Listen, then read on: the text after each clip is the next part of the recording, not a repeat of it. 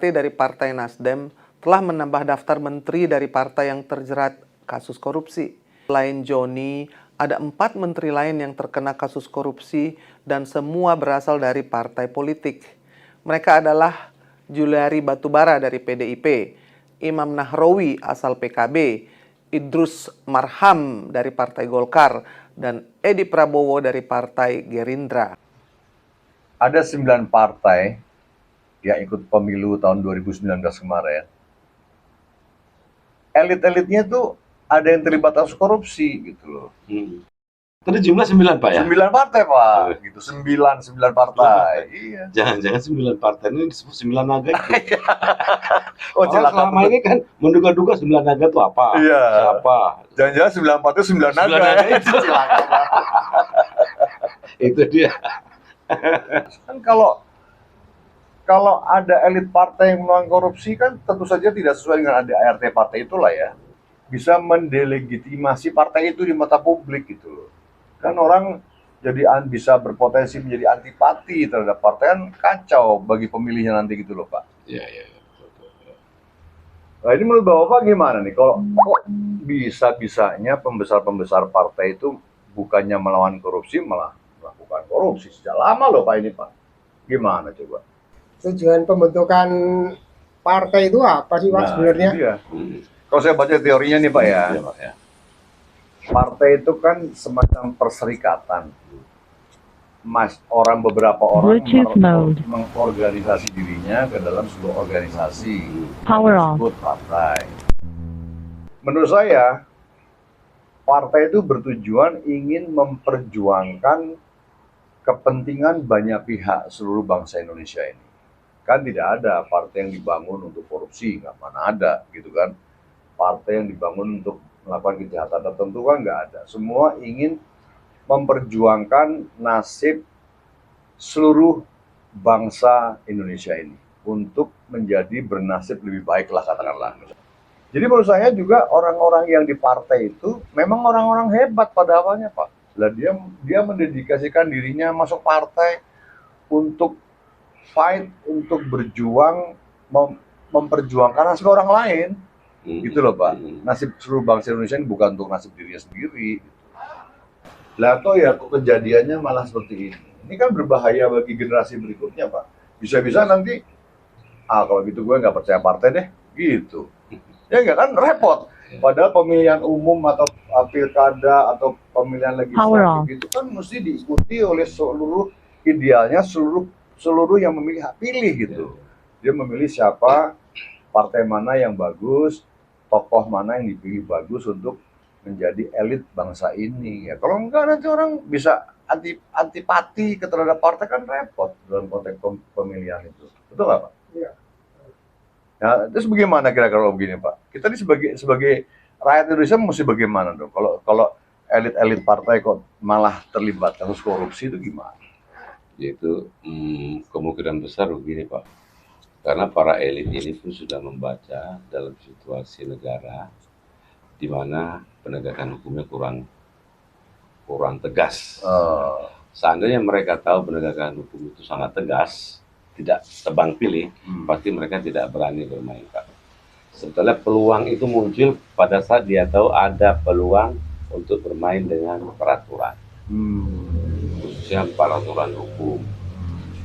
Jadi seandainya mau menghapus ini Pak, diawali dulu dengan hukum sebagai panglima. Hukum sebagai panglima. Niat baik ketua partai atau sekjen atau apapun itu akan tergerus dan akan tergiur melihat peluang yang ada dengan bobroknya tata nilai hukum kita. Terpancing dia Pak. Orang baik bisa jadi tidak baik. Apalagi awalnya tidak baik bisa jadi jahat. Iya betul. Menurut saya sih. Saya nggak tahu Pak Pri bagaimana. Kenapa mereka berperilaku gitu? Ya kalau saya bisa menilai, memang yang masuk ke partai itu dari berbagai macam golongan dan jenis manusia, kira-kira begitu ya. Jadi mungkin memang ada orang-orang yang masuk partai itu hanya tujuannya untuk kepentingan pribadi dan kelompoknya, walaupun dia tahu bahwa tujuan partai itu seperti yang tadi disebutkan oleh Pak Eko itu adalah tujuan yang sangat mulia sebenarnya. gitu. Nah, inilah yang mungkin jadi problem. Nah, kalau kita lihat menyangkut hukum kan juga ada undang-undang tuh yang masih nyangkut di DPR.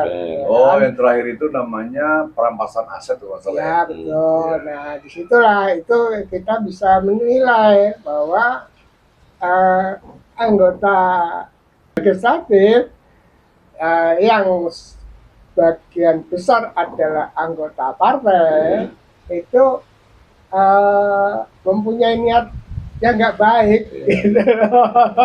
Sehingga dia cepat-cepat mengesahkan atau membicarakan undang-undang tentang perampasan aset gitu itu ya, Pak, ya. Jadi kalau saya nilai mereka emang niatnya jahat aja, Oh, iya. gitu. Tapi Aku kan sebagai awam, Itu penilaian Pak Pri loh, Pak. Ya, dugaan penilaian wajar, Pak Pri. Pak. Ya. Artinya Pak Pri menyoroti bahwa dari hulu pun sudah tidak baik kan? Iya. Apalagi di hilir. Tadi saya hanya mau bilang yang di hilir dia lihat banyak peluang ini. Ternyata di hulu pun sudah mau bikin peraturan itu sudah tunda. Akhirnya parah kan. Ini Iya, kan iya. hulu sekali nih. Iya, iya. Kalau ini ketok palu jadi kan tuh dirampas semua harta Memang koruptor. ada Pak pandangan namanya seseorang namanya orang Inggris kalau nggak salah namanya Lord Acton. Nah, gitu. Dia mengatakan power tend to corrupt. Ya. Nah, kekuasaan itu cenderung korupsi gitu. Terus absolute power absolutely corrupt. Ya. Power yang absolut udah pasti korup. Ya. Menurut Lord Acton. Tetapi makanya kalau ada statement-statement seperti itu kan harusnya apalagi di Indonesia ini kan korupsi sebagai kejahatan luar biasa loh Pak. Extraordinary crime, kejahatan luar biasa. Itu mestinya undang-undang yang untuk model peradilan para koruptor itu ya memang harus luar biasa dalam arti kata bahasa-bahasa kita yang kejam lah gitu. Nggak bisa lah cuma normatif. Orang korupsi katakanlah ini ada sekarang ini lagi yang sedang berjalan ini katanya konon kabarnya korupsinya 300 triliun termasuk rusak lingkungan itu segala macam. Lah kok di pengadilan negeri cuma dijatuhi hukuman 6,5 tahun. Itu kan terlalu ringan ya menurut kita loh Pak ya. mungkin kalau perampasan aset itu sudah disahkan mungkin dan itu diterapkan betul, koruptor akan kapok. Ya kalau saya sih belum pernah membaca sih sebenarnya isi undang-undang perampasan aset itu seperti apa. Kan belum pernah kita sebagai rakyat ya Pak ya. Konsep Hanya belum tahu kita. judulnya aja. Cuma gini loh Pak, kok bisanya partai-partai yang dibangun oleh kawan-kawan ini, oleh masyarakat Indonesia ini yang bertujuan namanya ingin melepaskan diri bagi masyarakat Indonesia terhadap kemiskinan, terhadap pengangguran, terhadap kurangnya pendidikan, terhadap segala macam yang kita anggap perlu kita tingkatkan itu. Lah kok malah melawan korupsi itu loh maksud saya. Saya tuh khawatirnya begini Pak. Kita ulang lagi tadi itu bicara di awal itu kan kita prihatin nanti para pemilih ini menjadi antipati gitu terhadap partai. Kalau antipati terhadap partai, lah model pemilihannya itu bagaimana kalau seandainya dari 100% yang orang yang memiliki hak pilih itu cuma diikuti oleh katakanlah 49%. Kan kurang 50% gitu. Kalau kurang 50% apa itu demokratis namanya kalau gitu. Nah, 51% itu bukannya dia sekedar nggak mau ikut pemilu, tapi memang dalam otaknya orang-orang itu yang ngapain ikut pemilu gitu. Orang kenyataannya yang mau dipilih juga orang-orang yang bisa berpotensi nggak beres gitu loh. Harusnya kan dimulai dari partai-partai mensortir kandidatnya sedemikian rupa, terus di internal partai juga ada code of conduct, bahasa kerennya kan Pak ya. Jadi ada the do and the don't di partai itu, yang mana yang boleh dilakukan, yang mana tidak boleh dilakukan. Kalau nggak salah di partai itu juga ada dewan pengawas Pak ya. Apa dewan pembina, dewan pengawasan ada tuh di partai sendiri. Karena selain ketua umum, ada sekjennya, lalu di atasnya ada dewan pembina. Dewan pembina partai kan sebetulnya dia bisa membina, mengikuti Atau sebagian partai malah ada mahkamah partai loh, Pak. Mahkamah partai itu bertujuan untuk apa ya, semacam mengadili atau apa para anggota partai yang diduga menerobos aturan partai atau aturan bangsa ini sehingga bisa berpotensi merugikan. Kan maksudnya begitu. Mungkin di aturan partai nggak ada kali ya. Jangan ada. Nggak ada larangan untuk anggota Misalnya tidak ya. korupsi. Misalnya nih, ini ya misalnya ya, ada nggak di aturan partai itu dilarang berjudi, Power off. dilarang menyuap gitu kan, dilarang memeras gitu, dilarang kong kali kong dengan elit negara non partai yang memang sudah menjadi negara untuk mempersulit orang lain gitu kan, mestinya kan ada ya, itu kan larangan sederhana ya. Itu betul nggak Pak? Seharusnya ada ya, tetapi dalam perjalanannya mungkin itu nggak pernah dipakai untuk mengeluarkan keanggotaannya dari partai. Kadang-kadang yang cenderung hanya masalah yang tidak sejalan lagi dengan partai baru dia dikeluarkan. Tetapi kalau yang menyangkut tindak pidana korupsi itu kok tidak seluruh partai melakukan betul-betul udah korupsi ya keluar gitu loh. Ternyata partai itu memerlukan duit banyak loh Pak. Betul. Untuk menjalankan partai itu. Power on. Dan luas banget Pak. Dari Sabang sampai Merauke, Miangas, Pulau Rote, kan luas bos. Perlu duit berapa itu menjalankan semua partai itu? Ada 514 kabupaten kota, ada 30 berapa itu provinsi itu Pak, ya kan? Kan banyak bos. Belum lagi sekian ribu kecamatan, belum lagi kelurahan sekian puluh ribu kelurahan mungkin lah ya. Jadi banyak yang ampun uang itu dibangun. Nah, dan partai itu kan mesti dibangun di tingkat yang paling kecil, yaitu di tingkat kelurahan misalnya, di tingkat kecamatan, di tingkat kabupaten, di tingkat provinsi, baru di tingkat nasional. Itu kan perlu biaya banyak banget. Mungkin orang-orang itu gitu Pak, mungkin karena memerlukan uang banyak ya harus jadi shortcut gitu loh. Ambil jalan pintas. Bukannya negara memberi juga kalau tidak salah ada dana untuk partai. Kalau nggak salah nih, kalau partai itu sudah ada perwakilannya di DPR RI, kalau nggak salah negara memberikan bantuan per satu kursi berapa gitu. Saya kurang tahu deh itu. Saya kurang tahu.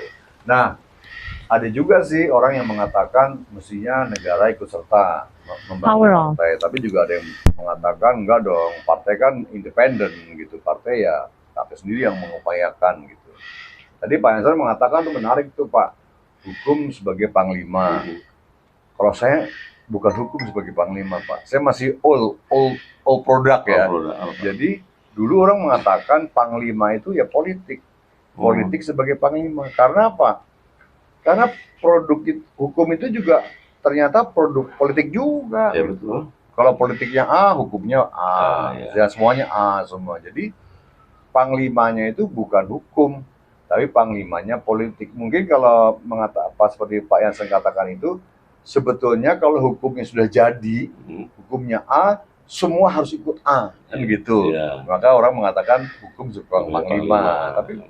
Tapi hukum itu ya produk politik gitu. Memang. Susah juga Pak. Nanti politik A akan A, politiknya jadi B akan B. Ya harapan kita sih mulai sejak hari ini gitu ya, mestinya ya partai itu menjadi pelopor terhadap kegiatan terhadap anti korupsi, anti kemiskinan, anti ketertinggalan banyak hal gitu. Jadi partai sebagai pelopor itu partai memperjuangkan hal itu semua buat seluruh bangsa Indonesia. Itu nggak Pak? Ya. Supaya nggak ada lagi korupsi dimulai dari partai dulu gitu. Nanti kalau dimulai dari undang-undang yang akan mengantisipasi korupsi itu ya saya rasa beda lagi. Ini dari partai loh Pak. Supaya partai itu menjadi panutan Pak. Ya. Jadi partai itu menjadi panutan bagi calon pemilihnya. Oh ini loh partai ini hebat, ini partai ini hebat, ini partai ini hebat. Mereka bersaing untuk kehebatan semua, bukan untuk kejahatan.